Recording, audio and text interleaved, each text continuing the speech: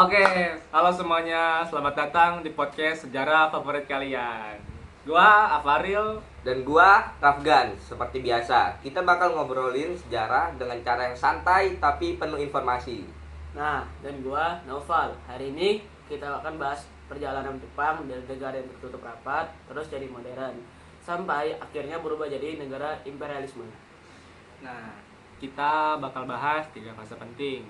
Sakoku alias kebijakan isolasi, restorasi Meiji yang jadi awal modernisasi Jepang, dan bagaimana Jepang akhirnya menjadi negara imperialisme hingga perjanjian Kalijati. Wah, ini bakal jadi pembahasan yang seru. Jadi, langsung aja kita mulai yang pertama, yaitu Sakoku. Oke. Jadi Sakoko ini adalah kebijakan isolasi yang diterapkan oleh Kesultanan Tokugawa mulai sekitar tahun 1639. Artinya, Jepang benar-benar menutup diri dari dunia luar selama lebih dari 200 tahun. Betul banget.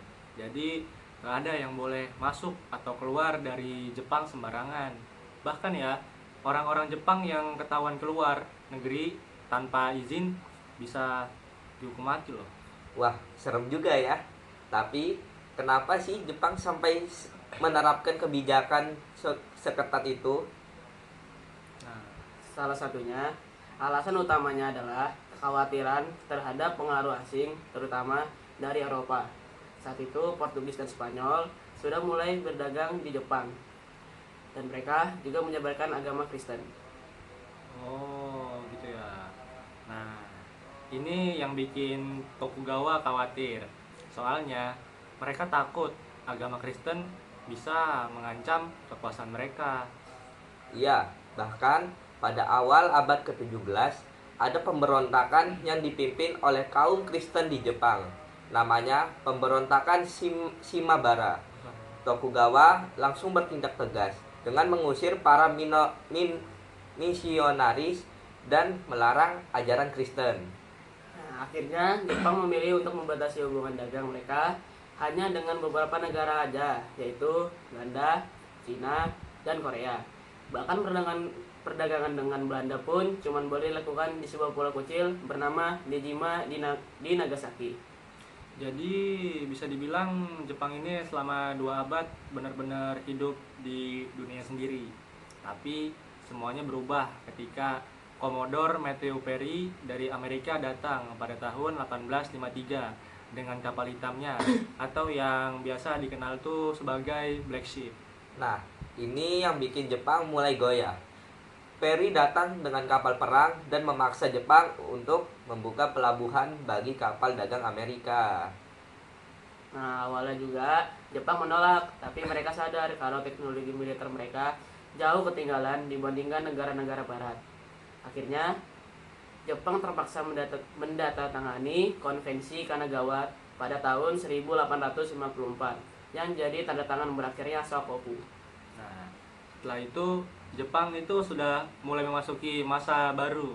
Tapi masalahnya keterbukaan ini juga yang bikin rakyat Jepang mulai mempertanyakan kekuatan shogun. Yap, dan dari sinilah muncul gerakan yang akhirnya menggulingkan shogun dan memulai era restorasi Meiji. Wow. Jadi, setelah Shogun Tokugawa kehilangan kekuasaannya, Jepang dipimpin langsung oleh Kaisar Meiji, dan inilah yang disebut sebagai restorasi Meiji pada tahun 1868. Nah, ya bisa dibilang ini tuh titik balik buat Jepang. Mereka sadar kalau mereka harus mengejar ketertinggalannya dari negara-negara barat. Kalau enggak, mereka bakal jadi sasaran empuk untuk penjajah. Makanya, Jepang langsung modernisasi besar-besaran di semua aspek. Mereka mengospek sistem pemerintahan ala barat, membangun industri, dan memperkuat militer. Bahkan sistem feodalisme yang dulu kuat banget di Jepang juga dihapus. Loh, samurai yang dulu yang jadi kelas elit akhirnya kehilangan statusnya, dan pemerintah menggantinya dengan wajib militer bagi semua rakyat. Nah, Jepang itu juga belajar banyak lah dari negara-negara barat. Misalnya mereka tuh mengambil sistem hukum dari Perancis sama Jerman. Nah, sistem pendidikan dari Amerika dan angkatan laut mereka tuh dibangun dengan menirukan negara Inggris. Hasilnya, dalam kurun dari 50 tahun, Jepang yang dulunya negara tertutup berubah jadi salah satu negara paling modern di Asia. Nah, dan karena mereka sudah merasa kuat, Jepang mulai berpikir, kenapa kita tidak ikut-ikutan negara barat yang menjajah negara lain? Nah, dari sinilah Jepang mulai masuk ke era imperialisme. Setelah modernisasi, Jepang sadar kalau mereka butuh sumber daya alam buat industri mereka. Masalahnya, Jepang nggak punya banyak sumber daya. Makanya mereka mulai ekspansi ke negara lain. Salah satunya langkah awalnya adalah Perang Sino-Jepang tahun 1894 hingga 1895 melawan Tiongkok. Nah, Jepang ini menang dan mereka berhasil merebut negara Taiwan. Nah, lalu Jepang ini makin agresif. Mereka berperang melawan Rusia dalam perang Rusia-Jepang tahun 1904 sampai 1905. Dan Jepang ini menang. Nah, ini tuh mengejutkan dunia karena untuk pertama kalinya negara Asia tuh berhasil mengalahkan negara Eropa dalam perang modern. Setelah itu, Jepang makin percaya diri. Mereka menguasai Korea pada tahun 1910 dan mulai mengincar wilayah lain di Asia. Nah, puncaknya terjadi saat Perang Dunia Kedua. Jepang mulai menyerang banyak negara di Asia, termasuk Indonesia, yang saat itu masih dikuasai oleh Belanda. Nah, Jepang tuh dia tuh datang ke Indonesia pada tahun 1942. Nah, dan dalam waktu yang singkat mereka tuh berhasil mengalahkan Belanda. Nah, akhirnya Belanda tuh menyerah kepada Jepang lewat perjanjian Kalijati pada 8 Maret 1942. Ini adalah momen penting dalam sejarah Indonesia karena sejak saat itu Indonesia berada di bawah kekuasaan Jepang. Wah, perjalanan Jepang dari negara tertutup sampai jadi kekuatan besar benar-benar luar biasa ya. Betul banget.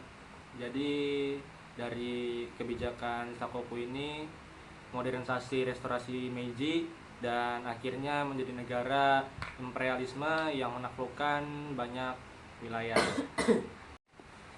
Tapi seperti yang kita tahu, petualangan Jepang sebagai negara imperialisme nggak berlangsung selamanya. Setelah Perang Dunia II, mereka harus menghadapi konsekuensi besar.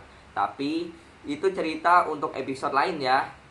Nah, segitu dulu episode kita kali ini. Kalau kalian suka, jangan lupa follow podcast ini ya. Dan kasih tahu teman-teman kalian juga. Nah, sampai jumpa di video selanjutnya ya. Jangan lupa di like and subrek. Betul, subrek yang banyak ya. Bye bye.